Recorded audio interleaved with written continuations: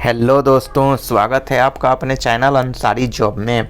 आज के latest job में हम बात करने वाले हैं रेलवे नई भर्ती 2024 के बारे में।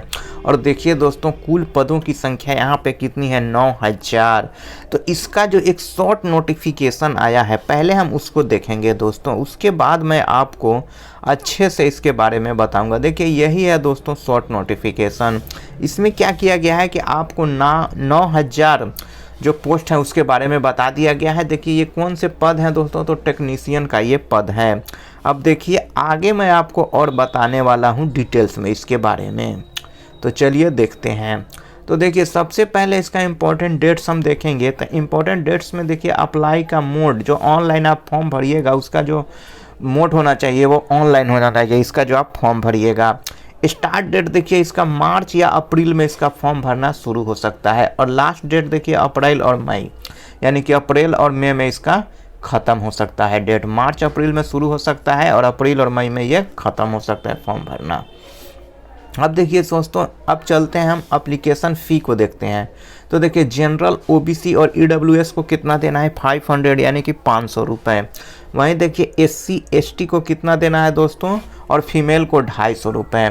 तो जनरल ओबीसी ईडब्ल्यूएस 500 रुपये, एससी एसटी फीमेल 250 रुपये। और पेमेंट का मोड आपको क्या रखना है, ऑनलाइन रखना है, ऑफलाइन में आपको पेमेंट नहीं करना है। अब चलिए हम एज की बात करते हैं।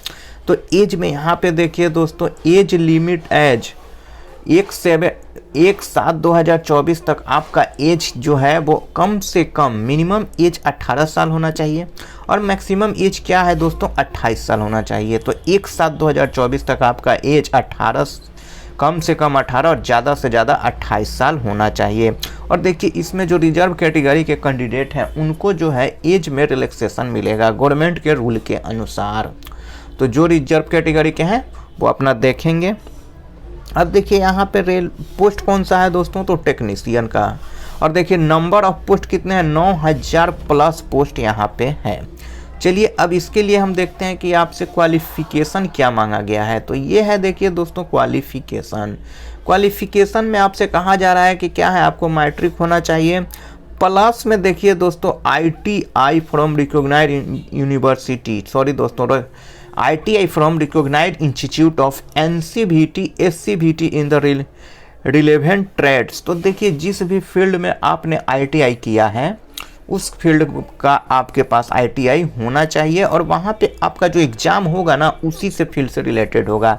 तो पहले आपको ये देखना होगा कि जिस फील्ड से आपने ITI किया है वो उस फील्ड का वहाँ पे वैकेंसी है या नहीं है। अगर उस फील्ड से आपने किया है, अगर उस मान लिया कि आपने इलेक्ट्रीशियन से ITI किया है, तो आपको देखना होगा कि किस बोर्ड में ITI इलेक्ट्रीशियन का वैकेंसी है, तो वहाँ आप अप्लाई कर सकते हैं। तो वो आपको बोल रहा है। उसके बाद देखिए दोस्तों matriculation plus course completed act apprentice in the relevant trades. और देखिए एक होता है अप्रेंटिस, तो अप्रेंटिस भी अगर आपने किया है जिस भी ट्रेड से और मैट्रिक अगर आपके पास है, मैट्रिकुलेशन आपने किया है, तो भी आप इस फॉर्म को भर सकते हैं। बस आपको देखना है कि आप जिस ट्रेड से किए हैं उस ट्रेड की वैकेंसी है या नहीं है, क्योंकि ये दोस्तों वैकेंसी जो है वो टेक्नीशियन की है। इसमें टेक्नीशियन का आपसे कुछ ना कुछ ज़रूर मांगा जाएगा। अब देखिए इसके लिए आपको डॉक्यूमेंट्स क्या क्या चाहिए। तो देखिए सबसे पहले आपको क्या चाहिए, आपका फ़ोटो चाहिए, उसके बाद आपका सिग्नेचर, एजुकेशनल क्वालिफ़िकेशन दोनों चाहिए दोस्तों, मैट्रिक का भी और ITI। तो वही सब मिला के आपका educational qualification, valid ID proof, domicile certificate देखिए इसमें ज़रूर लगाइएगा आप। उसके बाद देखिए इसमें कैटेगरी सर्टिफिकेट, यहाँ पे देख लीजिए आप जिस कैटेगरी से आते हैं उस कैटेगरी का सर्टिफिकेट आपको यहाँ पे लगाना होगा। अगर आप दिव्यांग हैं तो आपको दिव्यांग का सर्टिफिकेट और उससे जुड़ी हुई जो भी कागजात आपसे मांगी जा रही है उस आपको लगाना होगा। तो ये तो हो गई दोस्तों डॉक्यूमेंट्स की बात। चलिए अब देख लेते हैं एग्ज़ाम पैटर्न को, यानी कि परीक्षा को। तो देखिए फर्स्ट स्टेज का जो एग्ज़ाम है दोस्तों, फर्स्ट स्टेज में क्या होगा, एक आपका CBT होगा। और वो जो CBT होगा वो देखिए ये है CBT फर्स्ट स्टेज का, जिसमें CBT मोड यानी कि आपसे ऑनलाइन एग्ज़ाम होगा। CBT computer based test. उसके बाद देखिए इसमें क्वेश्चन जो होंगे दोस्तों 75 होंगे और आपको जो समय दिया जाएगा वो दिया जाएगा 60 मिनट, यानी कि 60 मिनट का आपको समय दिया जाएगा। 75 क्वेश्चन होंगे और कंप्यूटर बेस्ड क्या होगा, एग्जाम होगा। कौन सा, तो फर्स्ट स्टेज का। चलिए अब देखते हैं कि सेकेंड स्टेज में क्या है। तो देखिए दोस्तों यहाँ पे आपको सेकेंड स्टेज में भी आपका देखिए क्या होगा, सीबीटी होगा, यानी कंप्यूटर बेस्ड टेस्ट होगा। और टोटल क्वेश्चन देखिए कितने रहेंगे, 100 रहेंगे। और देखिए ड्यूरेशन जो होगा, मतलब टाइम जो होगा आपको, इसके लिए आपको क्या दोस्तों, तो 90 मिनट दिए जाएंगे। तो 100 क्वेश्चन होगा और आपको 90 मिनट दिए जाएंगे सेकेंड स्टेज के पार्ट 1 में। अब देखिए पार्ट 2 में क्या होगा दोस्तों, तो पार्ट 2 में आप पार्ट 2 में जो है सेकेंड स्टेज, एक minute, second stage part B है। तो इसमें देखिए क्या होगा कि सीबीटी होगा और इसमें भी 75 क्वेश्चन आपको दिए जाएंगे और टाइम जो आपको दिया जाएगा वो 60 मिनट, यानी कि 60 मिनट का दिया जाएगा। और ये जो दोस्तों क्वेश्चन होगा ये सेकेंड स्टेज का पार्ट डी, ये देखिए आपका आईटीआई में जो आपका ट्रेड है उसके अनुसार होगा। जो भी आईटीआई में आपने लिया है, इलेक्ट्रीशियन, प्लम्बर या जो भी ट्रेड आप लिए हैं उसका होगा पार्ट बी में। और देखिए यहाँ पे जो आपका होगा, यहाँ देखिए ये जो होगा इसमें आपका 100 नंबर का पार्ट, सेकेंड स्टेज में जो पार्ट है होगा उसमें जो होगा मैथमेटिक्स होगा, रीजनिंग होगा और जीएस होगा, तीनों को मिला के 100 नंबर का होगा।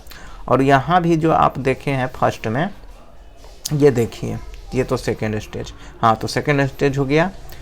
अब देखिए दोस्तों यहाँ पे जो आपने फर्स्ट स्टेज देखा है इसमें जो होगा ना, उसमें भी मैथ, जीके और रीजनिंग से ही क्वेश्चन इसमें पूछे जाएंगे। तो ये जीएस का पेपर है दोस्तों और ये भी जीएस का पेपर है। तो दोस्तों अगर ये वीडियो आपको अच्छा लगा है तो इस वीडियो को आप लाइक ज़रूर कीजिएगा और साथ ही अपने दोस्तों में भी शेयर कीजिएगा। और कल भी अगर आप ऐसे ही लेटेस्ट जॉब का वीडियो अपने मोबाइल में देखना चाहते हैं तो हमारे चैनल को सब्सक्राइब करके बेल आइकन के ऑल पे क्लिक करना मत भूलिएगा। तो मिलते हैं कल एक नए जॉब के साथ। जय हिंद।